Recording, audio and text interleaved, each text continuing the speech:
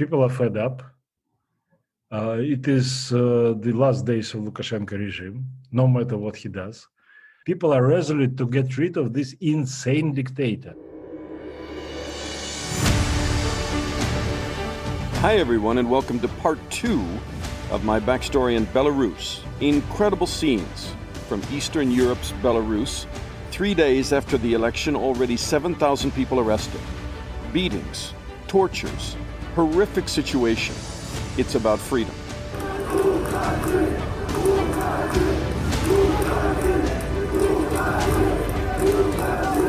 People know President Alexander Lukashenko held a sham, fraudulent vote.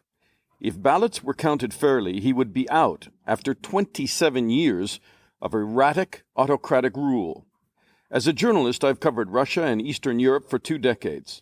We all know that Belarus is one of those former Soviet countries where voting is political theater, the results never real, just as in Putin's Russia, smoke and mirrors. On the street, tears and anger.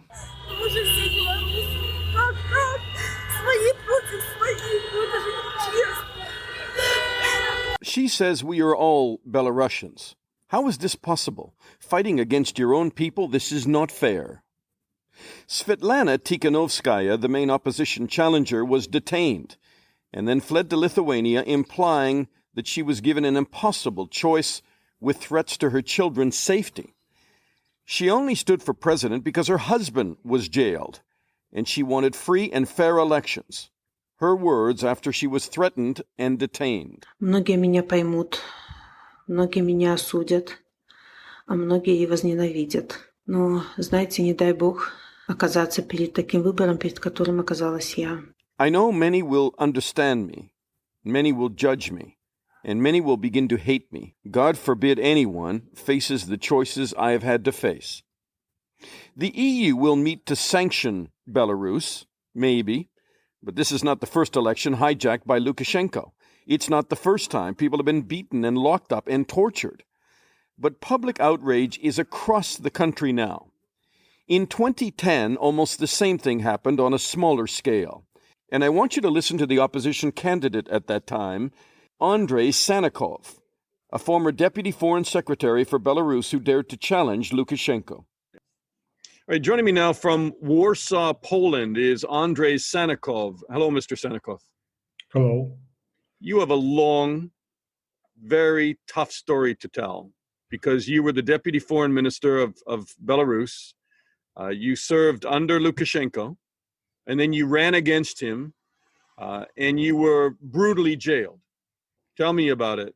Tell me about what happened in 2010. I served under Shushkevich, who is the first head of independent Belarus, and I was in the foreign ministry long before Lukashenko was even known to the people in Belarus. He was somebody that I never knew. He was somebody that I thought first was very most accidental politician in the whole Belarusian parliament at that time, including the communists. So I'm still a career diplomat, and I worked for Belarus. And yes, then Lukashenko happened to be elected. He came and he never left. He came and happened to be elected more or less democratically in 1994. And that was probably the first and last democratic election? That was first and last. And it is not my words, it's the assessment of the international community. The only international organization that has the authority to judge is the ODIHR, Office of Democratic Institutions and Human Rights, which belongs to the OSCE, Organization for Security and Cooperation in Europe. All right. In 2010, I mean, he was no kitten at that point. He was known to be a tough leader. Why did you take the risk to run against him? What motivated you then, and what happened to you? Well, I took the risk to run against him in 1996, not in 2010, when I stepped down as a deputy foreign minister, and I wrote my application for resignation, saying that I'm against his policy. They tried to pressure me, they tried to bribe me, but I was quite resolute because I wanted my country. I knew what it was to be to serve an independent country, wanting it to be democratic. And then when this person appeared, I couldn't continue to work professionally. So yes, in 2010, I decided to run against him because it was, I think, turning point for Belarus. If you remember, there was a crisis, world economic crisis, starting in 2008. Mm-hmm. And with the abilities of Lukashenko to run economy, it was clear that the Belarus will be in horrible situation because he doesn't do anything. He claims that he understands economy, he doesn't. All right. Claims that he can cope with the economy, he doesn't. And it was clear that the country was in a catastrophic situation. So it was not my personal decision. It was the decision of my team, very professional team, which, by the way, included the first head of state of Belarus, Stanislav Shushkevich. You lost the election. You lost the election. I'm not sure you really lost it, but the fix was in as it was in this election. No, I didn't lose. Actually, I wouldn't say about myself, but we had a couple of strong candidates in the opposition and alternative candidates, and Lukashenko lost the election, but he claimed that he won the election. Right. And you were jailed. Yes, I was thrown in jail on the night of the election. For the first time, Lukashenko decided to attack us on the night of election, because before that he did it.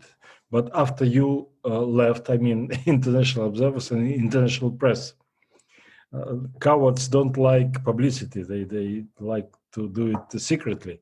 Mm-hmm. But in 2010, yes, he attacked us on the night of election. Yes, and not only me, but more than 1,000 people were jailed at that time. How were you treated in prison? How brutal a regime is this? It is a very brutal regime. We were tortured. We were. They had special programs, as I learned from them. At some stage, they had the security institute that developed special programs for each opposition leader, which were based on the psychological studies that they made in prison before that, eavesdropping us and following us and, let's say, sending their people to spy on us. And yes, they were quite skillful in that, and they were quite meticulous in putting pressure on everybody. What is he willing to do? You're seeing what's happening in the street now. He's chased his opposition. He's either arrested them or intimidated them or physically attacked them, or the main opposition leader now has fled to Lithuania. What is he capable of doing now? As people are in the street and they understand that this election has been stolen from them. I have to correct you. Svetlana Tikhanovskaya is no opposition leader. She stood against Lukashenko, and she actually replaced her husband, who was thrown in jail. But she is no opposition leader. Never was and never will be. Right. She was a very reluctant participant in the political process. Absolutely. What she wants to do, what he wants to do, he has an experience of his relationship with Russia and with the West. We call it the pendulum politics. When he tried to court the West against Russia and court Putin against the West.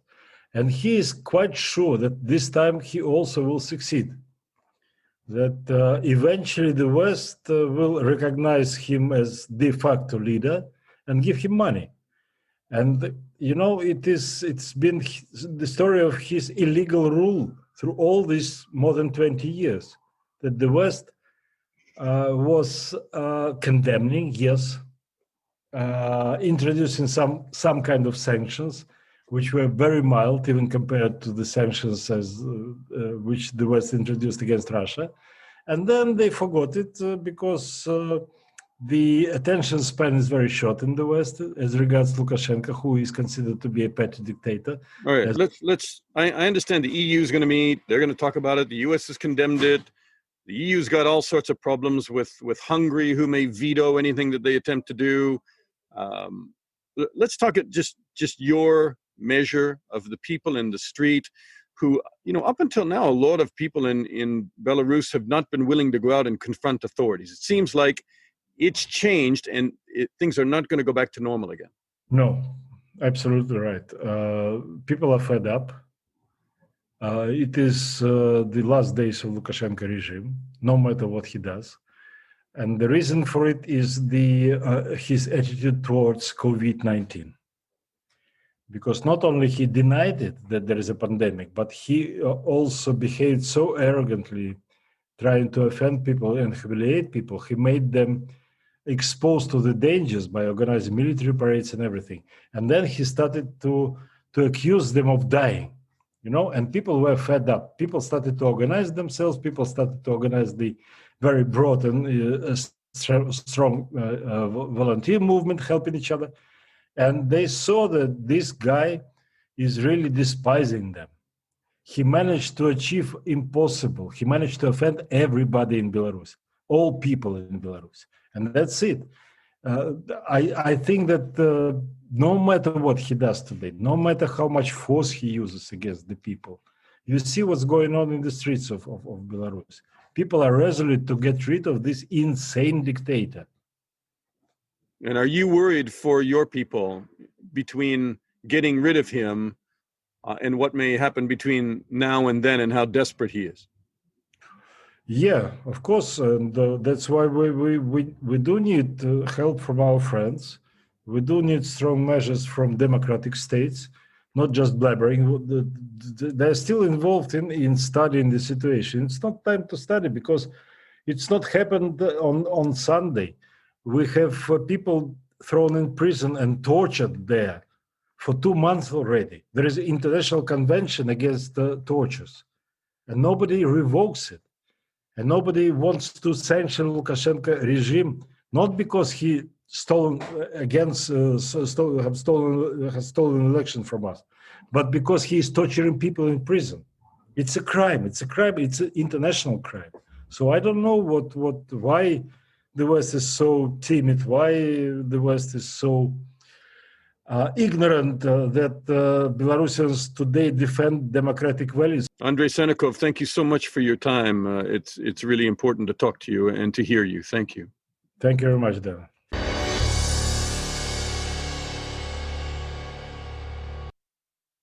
Lukashenko has called protesters criminals who are out of work and need a job. He has claimed victory and set police on demonstrators. We will see if Belarusians will swallow this bitter pill, or this time, Lukashenko may not be able to contain the unrest. That's this edition of Backstory.